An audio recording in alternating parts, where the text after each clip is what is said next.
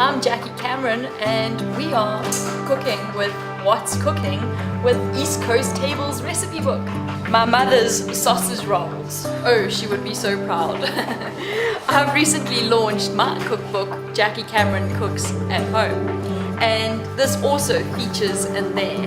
And it's a recipe that we use so often at home. So what you're gonna need is 1 egg, 500 grams of pork sausage mince, salt, pepper, chopped garlic, and some fresh rosemary. Adding the pork sausage mince to a bowl.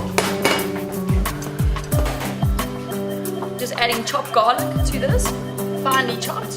We're taking over here, we've got some fresh rosemary that's come from our herb garden. And finally kind of just chop that. So I'm going to pop that into the mixture. Just going to be seasoning it a little bit. And then over here we've got puff pastry. Then I'm going to be working with the pork mince. And what I have found is if you just lightly kind of dampen your hands, it just almost, it doesn't, it prevents, should I say, the pork mince from sticking to your hands, and it makes it a lot easier to work with the mince. So I'm making these little logs. And this once again comes down to the size that you're wanting. Just taking an egg here, putting it like this, just so, you know, this egg is going to be like almost the glue. And rolling it, putting a little bit of flour on the knife, just to ensure that it's easier to cut.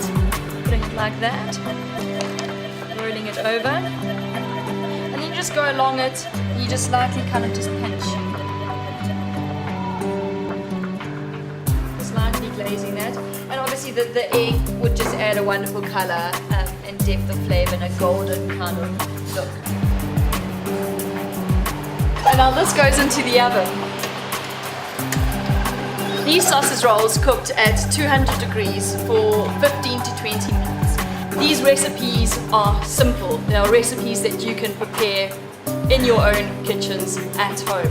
And this is what is so fantastic about this recipe book, East Coast Tables. This is the bar, the meeting area, where most of the guests at dinner time come before going in for dinner. And dinner, we say for the guests to arrive at 7. And then when all of them are here, we go into the dining room and we do a 5-course dinner.